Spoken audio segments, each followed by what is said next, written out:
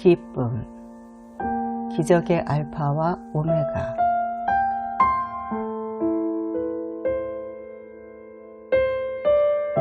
날 새롭게 한 창조주 예수님. 천지를 창조하신 분이 예수님이라고 했더니 평소 알고 지내는 탈봇의 어느 분이 천지를 창조하신 분은 하나님이시지 않은가? 라고 반문해 왔다. 물론 하나님께서 천지를 창조하셨지만 예수님이 천지를 창조하셨다는 표현 역시 틀린 것이 아니다. 그런 생각은 내 스스로의 논리로 추론한 것이 아니다.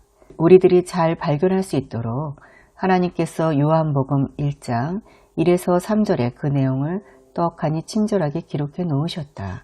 할렐루야. 그가 태초에 하나님과 함께 계셨고 만물이 그로 말미암아 지은 바 되었으니 지은 것이 하나도 그가 없이는 된 것이 없느니라.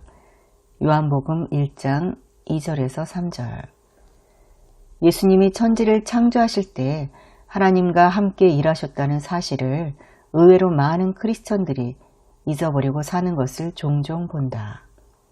그들에게 예수님은 영국 무대의 7막 7장쯤에 가서야 짧게 등장하고 사라지는 그런 배역의 주인공인 것처럼 여겨지는 것이다.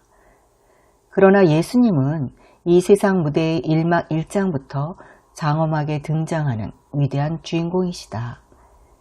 예수님이 정말 태초에 천지를 창조하셨는지 확증하기 위해 창세기 1장 1절을 살폈다. 태초에 하나님이 천지를 창조하시니라. 창세기 1장 1절. 눈을 씻고 봐도 예수님이 천지를 창조했다는 표현을 찾을 수가 없다. 영어 번역을 보아도 그렇다. In the beginning, God created the heavens and the earth. 영문 번역에도 지저스는 없다. 그러나 히브리 원문을 보면 놀랍게도 지저스가 있다. 원문에는 알레프 타브라는 히브리어가 창조하다의 주어로 등장하는데 이 단어는 영어 성경으로 번역되지 않았고 그 결과로 한글 성경으로도 번역되지 않았다. 그러나 성경 원문에는 창조 주체로 알레프 타브를 분명하게 기록해 놓고 있다. 히브리어의 이 알레프 타브는 헬라어로 치면 알파와 오메가라는 뜻으로 히브리어 22개 알파벳의 처음과 끝을 나타낸다. 곧 알파와 오메가는 성경에서 예수님을 뜻한다. 성경의 마지막 책인 요한계시록에서 그 사실을 더욱 분명하게 볼 수 있다. 예수님께서는 다시 속히 이 땅 가운데 재림하실 것이라고 말씀하시면서 자신을 알파와 오메가로 묘사하고 계신다. 나는 알파와 오메가요, 처음과 마지막이요, 시작과 마침이라. 요한계시록 22장 13절. 성경 66권의 처음과 마지막 장이 모두 예수님의 이야기로 강조되어 있다는 사실이 내게 엄청난 믿음과 기쁨을 주었다. 성경의 중심에는 예수님이 좌정하고 계신 것이다. 하나님께서 우리를 구속하시기 위해 허락하신 최후이자 유일한 방법, 곧 예수 그리스도의 죽음과 부활을 성경은 처음부터 끝까지 흔들림 없이 기록해 나가고 있는 것이다. 축복의 근원으로 살아가기. 지난 학기 해석학 시간에 벤신 교수님이 성경을 두 단어로 요약해 보겠다면서 칠판에 썼던 큰 글씨가 떠오른다. Jesus wins. 예수님이 승리하신다. 이러한 예수님은 얼마나 아름다운가. 이 세상에 어떤 것이 예수님의 아름다움에 비길 수 있을 것인가.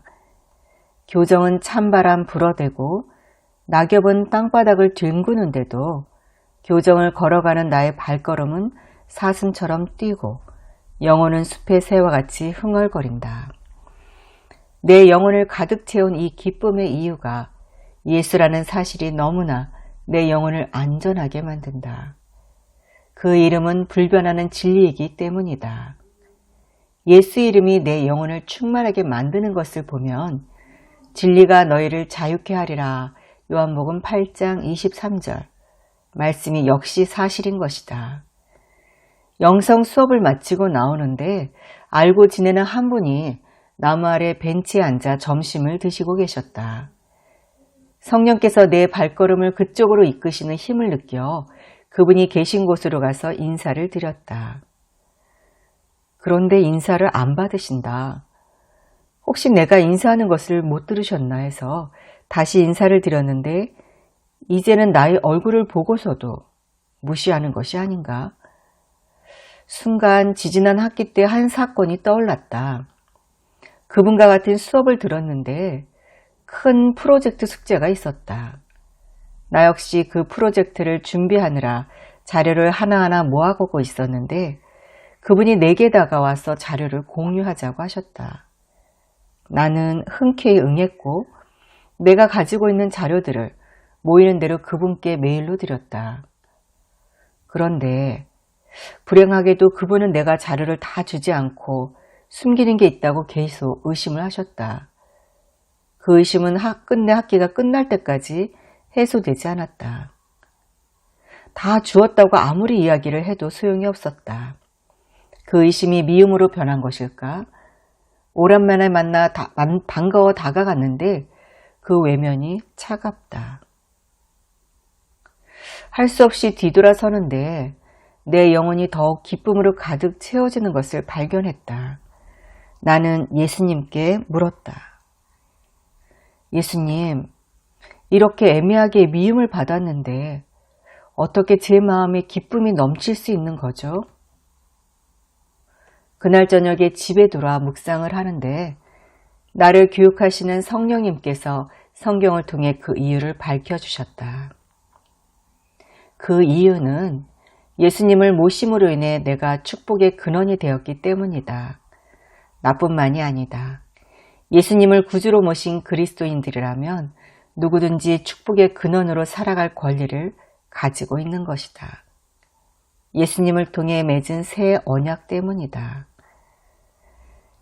성령님께서 욥을 먼저 보여주셨다. 욥이 내가 주께 대하여 귀로 듣기만 하였사오나 이제는 눈으로 주를 배움나이다.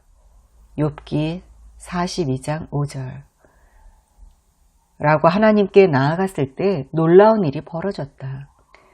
욥기에 지속적으로 등장하는 중재자가 있느냐?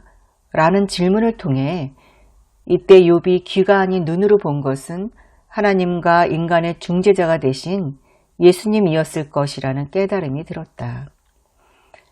욥이 예수님을 통해 이처럼 하나님께 나아가자 욥은 완전한 축복의 근원으로서의 삶을 살게 된다.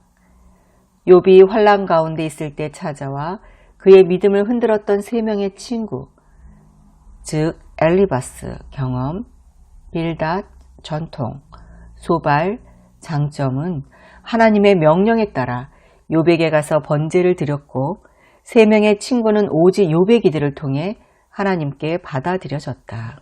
할렐루야. 예수님 안에 있는 나 역시 욥과 같은 축복의 삶이 주어졌다.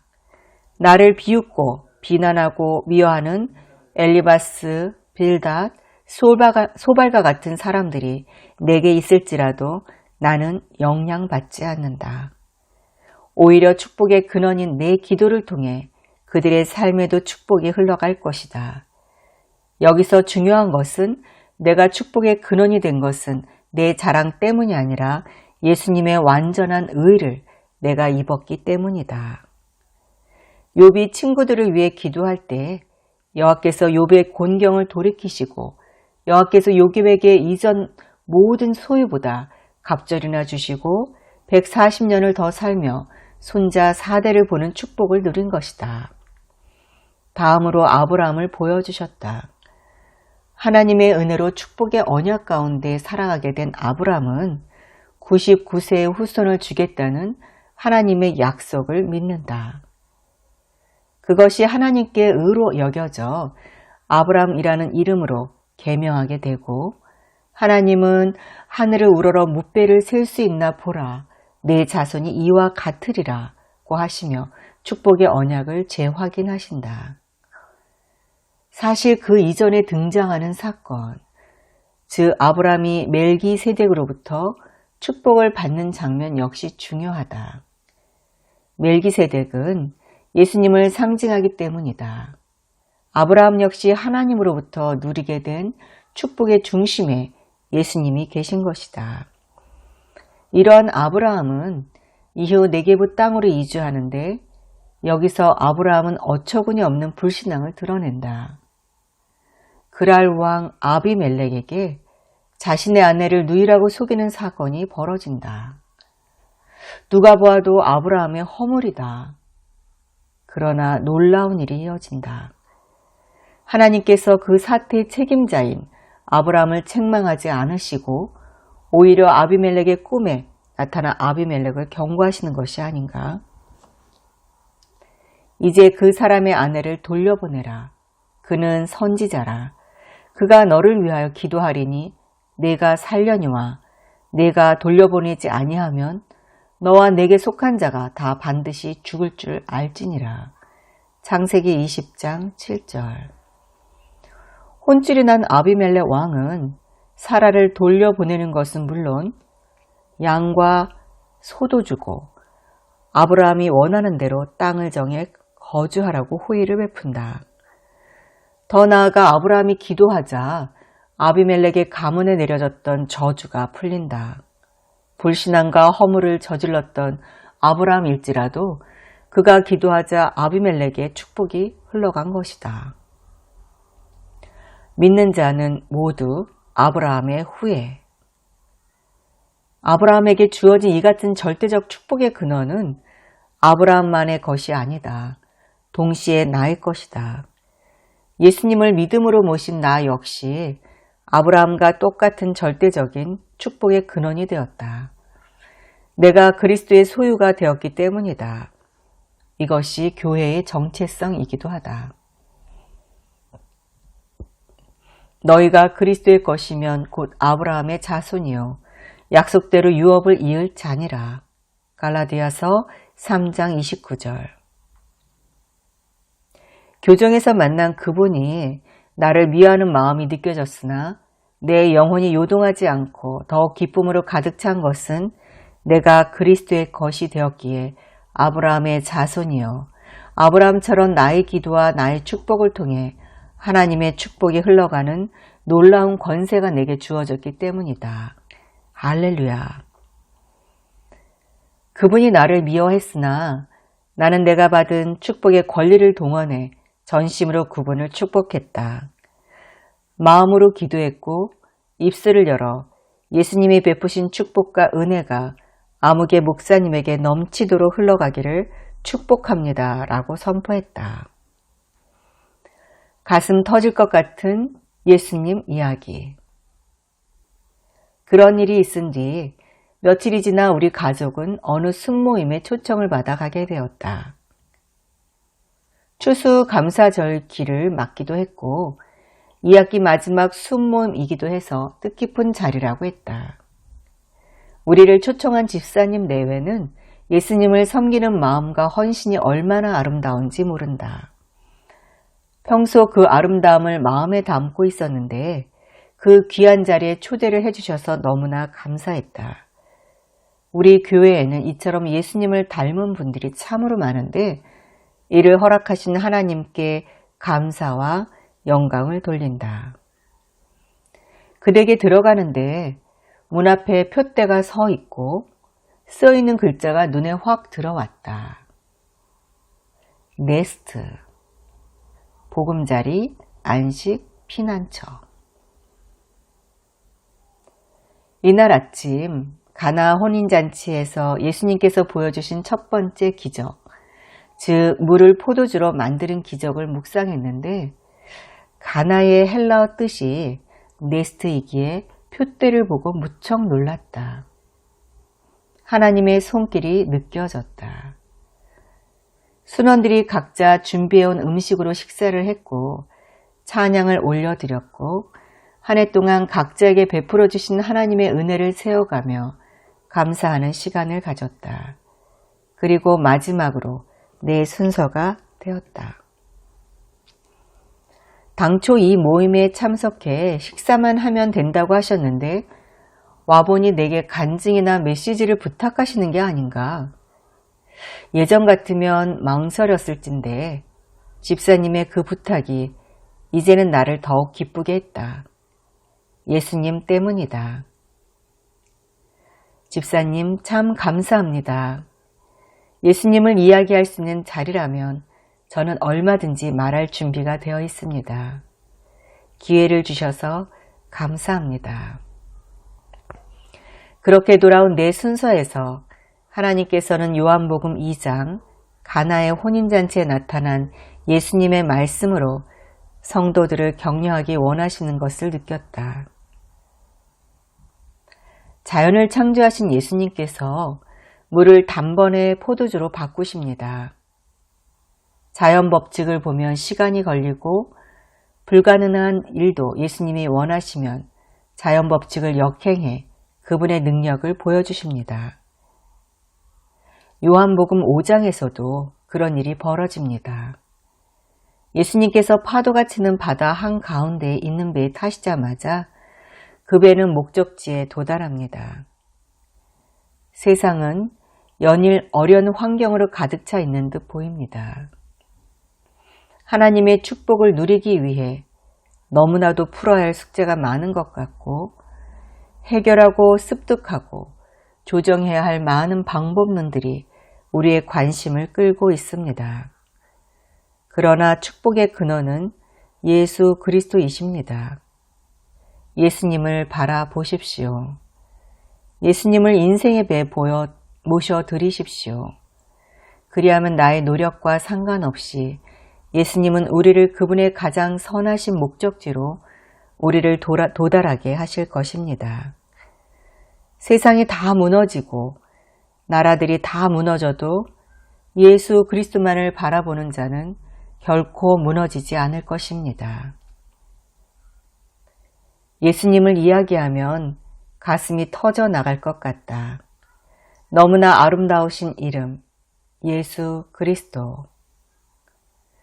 그 이름은 말씀이 육신이 된 것처럼 살아있는 인격이어서 내가 예수님을 생각하고 예수님을 이야기하고 예수님을 들을 때에는 씨앗 비유에서 보듯 내 영혼 가운데 축복과 안식의 씨가 뿌려져 스스로 큰 나무로 자라는 것처럼 하나님의 나라가 내 영혼 가운데, 이웃 가운데, 나라 가운데 자라는 것을 느낀다. 할렐루야. 집에 돌아와 아내와 이야기를 하는데 아내가 방금 다녀온 순모임 이야기를 했다. 오늘 여보가 집사님 댁에서 나누는 것을 들으면서 그 나눔이 실제적으로는 여보의 첫 설교라는 생각이 들었어요. 우리가 새 출발을 했던 결혼식 때 주의 말씀이 또한 가나의 혼인잔치였는데 비록 작은 모임이었지만 오늘 여보의 첫 설교가 가나의 혼인잔치였다는 게 하나님의 은혜인 것 같아요. 들어보니 정말 그러네. 하하.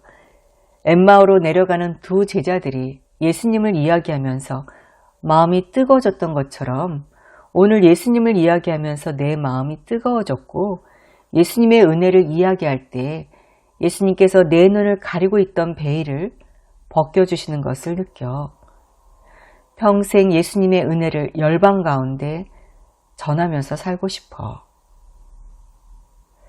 다음날 학교를 갔는데 참으로 놀라운 일이 또 일어났다. 나를 미움으로 대했던 그 목사님께서 나를 보시더니 과일 하나를 건네는 것이 아닌가 하시는 말씀은 이랬다. 그날 전도사님의 인사를 무시하고 집으로 돌아갔는데 하나님께서 자꾸만 내 마음을 아프게 하시더니 내 마음의 어리석은 모습들을 보여주셨습니다. 나는 아무것도 한 것이 없이 예수님의 이름으로 그분을 축복한 것뿐인데 그 이후 하나님께서 그분의 마음을 만지신 것이다. 할렐루야. 예수님의 이름 안에 모든 능력과 비밀이 담겨 있다. 상대방을 변화시키는 7가지 방법이나 설득의 기술이나 성공하는 리더들의 습관 같은 책을 보거나 적용한 것이 아니다. 그런 것들은 예수님의 절대적인 은혜와 축복에 기대기보다는 인간의 어떠한 방법론을 사용하려거나 예수님의 은혜 위에 뭔가를 첨가하려는 위험천만한 일이 아닐 수 없다. 겁없는 그리스도인. 북한이 해안포를 쏴서 한반도의 긴장감이 연일 높다. 사람들은 북한의 움직임을 알고자, 중국의 의증을 알고자, 러시아와 미국의 반응을 알고자 불안한 마음으로 신문과 인터넷에 올라오는 정보들을 찾고 해석하고 그것을 바탕으로 자신도 잘 알지 못하는 그럴싸한 정세 분석을 다른 사람에게 전파한다. 그러나 공의로움에서 멀어진 나라를 무너뜨리고 정복하는 것은 하나님이 하시는 일이다. 하나님께서 그 거룩한 손길을 펴시면 우리가 잠을 자고 아침에 일어날 때 그 나라는 무너져 있을 것이다. 중요한 것은 우리가 온전히 예수님을 바라보는 것이다. 우리의 삶 안으로, 우리의 배 안으로, 우리나라의 방주 안으로 예수님을 모셔드리면 축복 주시기를 간절히 원하시는 예수님의 그 아름다운 은혜가 우리 민족을 두려움에서 벗어나 번영의 길로 인도할 것이다. 복 있는 사람은 오직 여호와의 율법을 즐거워하여 그의 율법을 주야로 묵상하는도다. 그가 하는 모든 일이 다 형통하리로다. 시편 1편. 여호와의 율법을 주야로 묵상한다는 것은 히브리어로 하가로서 본질적으로 예수님과 그분의 우리를 향해 하신 일들을 묵상한다는 것이다. 그런 사람은 무슨 일을 하든지 번영한다고 하나님께서 약속해 주시고 계신다. 할렐루야. 그러한 축복을 누리지 못하도록 사탄은 우리의 자격을 걸고 넘어진다. 너는 그러한 축복을 누릴 자격이 없어. 넌 아직 부족해. 좀 더 잘, 좀 더 많이, 좀 더가 필요하다면 예수님이 헛되이 죽으신 것이다. 예수님을 믿음으로 우리에게는 완전한 의가 주어졌고 완전한 승리와 누림이 보장되었다. 우리는 이제 피고의 입장에서 자비를 구걸하는 신세가 아니라 원고와 승리자 입장에서 저주의 앞잡이인 사탄에게 영원한 형벌을 선고하는 위치로 바뀐 것이다. 이 승리자의 위치를 우리에게 주시기 위해 예수님께서 피를 흘리셨다. 그것은 은혜로 우리에게 주어진 것이기에 믿음으로 받으면 된다. 그리고 이 완전한 의로움은 말 그대로 완벽하고 돌이킬 수 없는 자격이다. 믿음으로 한번 예수님의 자녀가 되면 그 후로는 아무리 나쁜 일을 하더라도 어떠한 비도덕적인 일을 하더라도 예수님이 이룩하시어 우리가 믿음으로 입은 이 완전한 의로움은 결코 빼앗기지 않는다. 은혜가 결국 참된 행실의 열매를 맺게 한다. 사탄은 우리가 죽을 때까지 우리를 향해 자격 없음이라고 유혹할 것이다. 그러나 그 유혹을 뿌리치고 담대하게 우리의 사랑하는 아버지에게 겁없이 달려가는 그리스도인이 되어야 한다. 아버지에게로 달려가면 그곳에서 나를 기다리고 계신 예수님은 언제나 밝고 웃음이 가득하시며 나를 위해 춤을 추시고 노래를 부르신다. 그 예수님 품에 안기면 나도 예수님을 따라 조이풀이다. 너희 하나님 여호와가 너희 가운데 계시니 그는 구원을 베푸실 전능자이시라. 그가 너로 말미암아 기쁨을 이기지 못하시며 너를 잠잠히 사랑하시며 너로 말미암아 즐거이 부르며 기뻐하시리라. 스바냐 3장 17절. 내 삶이 기쁨으로 가득 채워지는 유일한 길. Look to Jesus. 2010년 11월 30일 달보대서